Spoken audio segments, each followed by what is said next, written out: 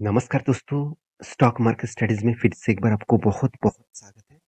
तो आज यहाँ पे मैं डिस्कशन करूँगा कुछ इम्पोर्टेंस कंपनी के बारे में, कुछ इम्पोर्टेंस बात के बारे में, जहाँ पे आपको कुछ कंपनीज़ के डिटेल्स जानकारी भी मिलेगा, साथ ही साथ आपके पास इस कंपनी की हिस्सेदारी है, तो फ्यूचर में आपको एक अच्छा खासा ग्रोथ दिखा सकते हैं इस कंपनी और इस कम और एक कंपनी के बारे में बात करूँगा जिसका प्रोमोटर ने एक बुरी खबर दे चुके हैं, जिसके चलते ये कंपनी के ऊपर मुझे लगता है थोड़ा-सा पिटाई देखने को मिल सकता है। तो सब कुछ डिस्कशन करूँगा इसी वीडियो में, तो वीडियो को लास्ट तक देखिएगा और अभी तक आपने चैनल को सब्सक्राइब नहीं किया तो ज़रूर कर लीजिएगा। कंटिन्यूअसली वीडियो पाने के लिए इस चैनल को ज़रूर सब्सक्राइब करिएगा। तो सबसे पहले मैं बात करूँगा अदानी ग्रुप के एक पॉपुलर कंपनी का नाम, जिसका नाम है अदानी ग्रीन एनर्जी। इस कंपनी एक टाइम 3000 में चलने वाला कंपनी था और आज कंपनी 900 के आसपास चल रहा है और कंपनी का लो था 450 के आसपास। तो 3000 में चलने वाला कंपनी 450 तक भी लो किए थे। तो इसके पीछे एक ही कारण है, हिंडनबर्ग की रिपोर्ट। तो हिंडनबर्ग के रिपोर्ट के कारण हर अदानी ग्रुप के हर शेयर के ऊपर गिरावट देखने को मिला और सबसे ज़्यादा अदानी ग्रीन के ऊपर प्रेशर देखने को इसीलिए मिला था क्योंकि हिंडनबर्ग ने जो रिपोर्ट पेश किया था, उस रिपोर्ट में एक चीज़ मेंशन ज़्यादा से ज़्यादा किया गया कि कंपनी अदानी ग्रुप के कुछ कंपनी कर्जे में पूरा का पूरा डूबा है, जो कर्जा कंपनी मिटा भी नहीं सकते। तो उसी से जुड़े हुए देखा जाए तो इस कंपनी की हालत 7.5% के आसपास डेप्थ ऑफ इक्विटी है। देखिए, अगर अब फाइनेंस कंपनी के बारे में बात करूँ, बैंकिंग कंपनी के बारे में बात करूँ, उनमें से आपको 7.5% तक देखने को मिलेगा। तो आप कहेंगे सर अ, देखा जाए तो ऑटो इंडस्ट्रीज़ में टाटा मोटर्स के भी 5% के ऊपर उम, कर्ज़ा है, मतलब डेप्थ ऑफ इक्विटी है। तो फिर भी टाटा मोटर्स देखिए उसका बिज़नेस मॉडल ठीक है, कंपनी में कौन-सा लेवल में प्रॉब्लम हो रहा है वो मैं आपको टाटा मोटर्स के वीडियो में बता चुका हूँ। अभी इस कंपनी के ऊपर इतना बड़ा कर्जा लेने का कारण कौन-सा है? आप यहाँ पे ज़रूर कहेंगे। तो यहाँ पे देख सकते हैं कंपनी के ऊपर जो मार्केट कैप है वो 1,50,000 करोड़ के आस-पास अभी भी मार्केट कैप। इसका वैल्यूएशन देखकर ही आपको डर लग जाएगा। तो आज तो कंपनी का वैल्यूएशन थोड़ा-सा कम हुआ है और भी बहुत ज़्यादा था। 240 मतलब रुपीज़ देना पड़ रहा है आपको ₹1 कमाने के लिए। तो क्या सही में इन्वेस्टमेंट करने का सही में दिशा है यहाँ पे? मेरे हिसाब से तो नहीं है। क्योंकि ₹1 कमाने के लिए इतना पैसा देना मतलब ठीक-ठाक नहीं है। मुझे लगता है ठीक नहीं है। तो कंपनी का return of equity, return of capital employed देखा जाए तो रिटर्न ऑफ इक्विटी तो ठीक है, मगर रिटर्न ऑफ कैपिटल एम्प्लॉयड ठीक नहीं है। और जब किसी कंपनी का कर्जा ज़्यादा होता है, तो हमेशा इस डेटा को देखना चाहिए, मतलब रिटर्न ऑफ कैपिटल एम्प्लॉयड को देखना चाहिए। तो कंपनीज़ के जो प्रोमोटर की हिस्सेदारी है 57% के आसपास है। उनमें से कंपनी 3.5% को खुद का हिस्सेदारी प्लेजिंग रखा, मतलब गिरवी रखा है। चलो कोई बात नहीं। कंपनीज़ के इतने सारे बात मैं इसलिए कर रहा हूँ क्योंकि कंपनी ने पिछले दिनों में क्वार्टरली रिजल्ट पब्लिश किया और क्वार्टरली जो रिजल्ट पब्लिश किया वो आप ध्यान से देखेंगे तो कंपनी का जो रिजल्ट पब्लिश किया गया है 1400 करोड़ का पिछले क्वार्टर में दिसंबर माह में रिजल्ट था और इस दिसंबर में रिजल्ट कितना आया 1900 करोड़ के आसपास। अभी इस बार कंपनी ने किस तरीके से रिजल्ट किया वो देखना जरूरी है। देखिए टोटल इनकम के बारे में बात करूं तो कंपनी 2900 करोड़ का पिछले बार 2200 करोड़ पिछले सालों में 1500 करोड़ के आसपास। एक्सपेंस कंपनी 2000 करोड़ के कर चुके हैं और पिछले बार भी सेम टू सेम एक्सपेंस हुआ था 2000 करोड़ से भी ज्यादा और पिछले साल में 1400 करोड़ के आसपास। तो इसीलिए कंपनी ने अच्छा खासा यहाँ पे प्रॉफिट को जनरेट कर पाया।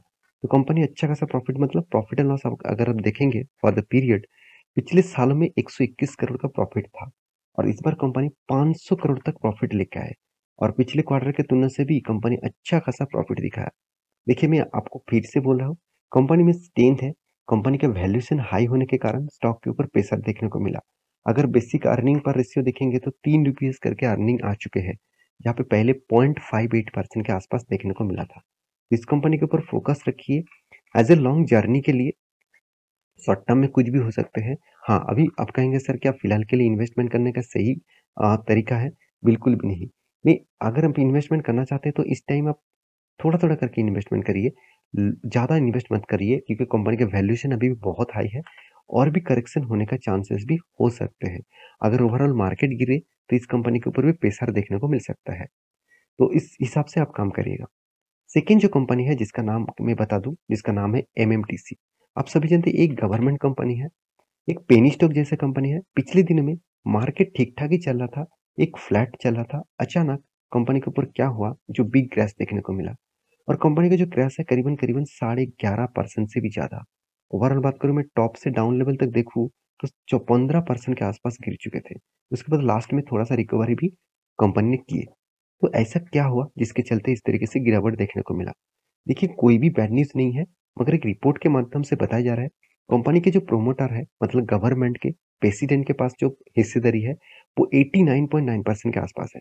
तो सेबी के रूल्स के हिसाब से सेबी एक रिपोर्ट पब्लिश किया है, जिसके माध्यम से बोला गया है, किसी भी कंपनीज़ के अंदर प्रोमोटर का होल्डिंग 75% से ज़्यादा होना नहीं चाहिए। तो इसका मतलब क्या है? कंपनी क्या लेके आएँगे? ओएफएस, क्योंकि उसको बाकी जो शेयर है उसको बेचना पड़ेगा, तो वो डायरेक्ट तो जाकर माल को बेच नहीं सकते। तो यही बात मुझे लगता है एक नेगेटिव पॉइंट के हिसाब से देखा गया और इसीलिए स्टॉक के ऊपर एक क्रैश देखने को मिला है। तो देखिए ओएफएस जब लेके आएँगे तो मान के चलिए अभी ₹28 चल रहा है, तो कंपनी का प्रोमोटर कहेंगे, "चलो मैं आपको ₹20 में शेयर देने वाला हूँ, मेरे शेयर खरीदारी कर लीजिए।" तो इसके लिए देखिए एडजस्टमेंट प्राइस आ जाएगा बहुत नीचे, तो जितने सारे लोग ऊपर खरीद के रखे थे, तो उसको तो लॉस हो जाएगा। तो इसीलिए शायद मुझे लगता है शेयर के ऊपर एक भारी भरकम सेल देखने को मिला है। उसके बाद जो कंपनी है जिसके बारे में बात करूँगा जिसका नाम है हैप्पीस माइंड। तो हैप्पीस माइंड के बारे में क्यों बात करूँगा? क्योंकि देखिए एक डेटा मैं आपको दिखा दूँ, इसका शेयर होल्डिंग में प्रोमोटर के पास कितना होल्डिंग है? 53.25 अभी भी 53.24 के आसपास होल्डिंग है। इसका मतलब पहले भी जो होल्डिंग था, आज भी उतना होल्डिंग है। मगर गड़बड़ी कुछ यहाँ पे देखने को मिला। अगर आप इस कंपनी के डिटेल्स देखेंगे तो प्रोमोटर होल्डिंग, तो प्रोमोटर का होल्डिंग के पास कितना 53% का होल्डिंग तो है।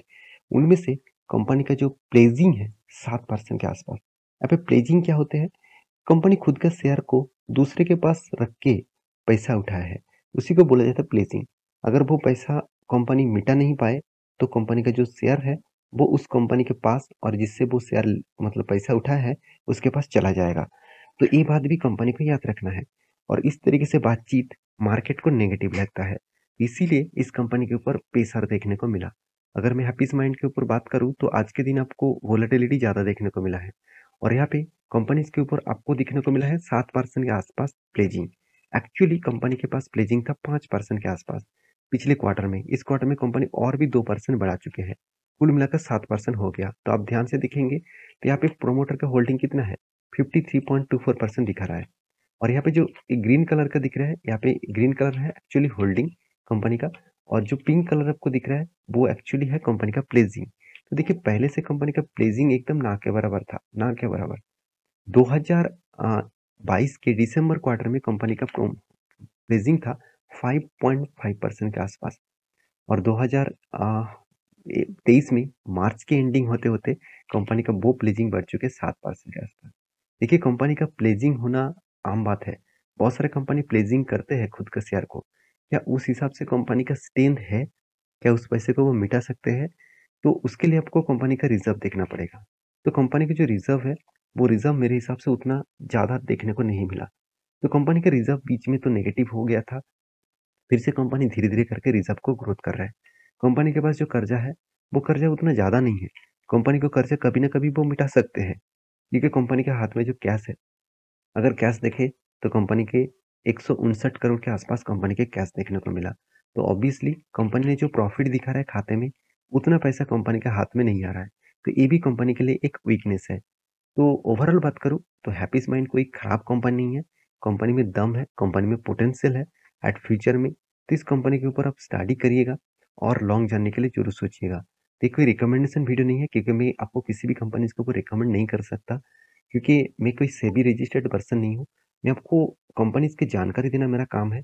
आप उस जानकारी लेकर आप कंपनीज़ के ऊपर रिसर्च करिए, थोड़ा-सा मेहनत करिए, उसके बाद निवेश करिए। क्योंकि देखिए आपका इतना मतलब मेहनत का पैसा है, आप इस तरीके से मत गवाइए। तो रही बात इस कंपनी के चार्ट पैटर्न का, मैं पहले भी आपको इन्फॉर्म कर चुका हूँ, जिस तरीके से गिरावट हो रहा है। यहाँ पे एक big resistance sorry big support zone face किया है। इस सपोर्ट को अगर ब्रेक करता है, एक भारी भरकम गिरावट देखने को मिल सकता है। तो मुझे जिस तरीके से रिटेस्ट करने के बाद ऊपर गया था, इस तरीके से लेवल देखने को मिला था, ये जो ट्रेंड मैं आपको ड्रॉ करके दूँ, तो टोटली डाउन ट्रेंड दिख रहा है। मेरे हिसाब से ब्रेक डाउन करेगा और बड़ा फॉल देखने को मिलेगा। जब ब्रेकआउट होगा तो सॉरी ब्रेकडाउन होगा, मैं आपके साथ डिस्कशन ज़रूर करूँगा टेलीग्राम में। तो जाकर अभी टेलीग्राम में जॉइन करिए। तो लास्ट जो कंपनी एक्चुअली कोई कंपनी नहीं है, एक बहुत बड़ा अपडेट आया जो अपडेट आपको मिलेगा माइंड वेबसाइट के ऊपर, तो यहाँ पे क्या बताया जा रहा है, केकेआर टू इन्वेस्ट।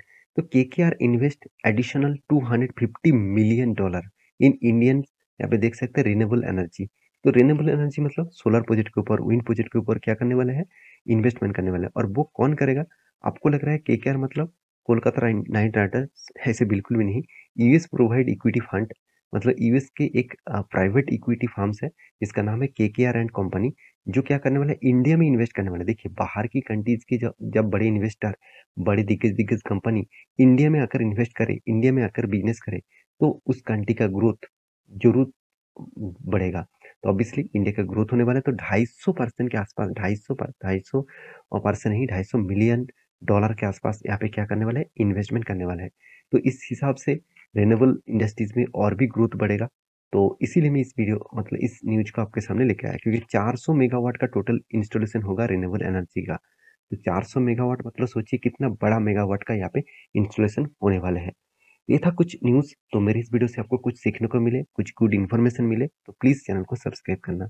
और इसी तरीके से इन्फॉर्मेशन पाने के लिए चैनल को सब्सक्राइब करने के साथ-साथ बेल आइकन को भी हिट कर लीजिएगा। और वीडियो अच्छा लगे तो प्लीज़ लाइक भी कर दीजिएगा। मिलेगा नेक्स्ट वीडियो में, तब तक के अच्छे से रहिए, अपने ख्याल रखिए, बाय बाय।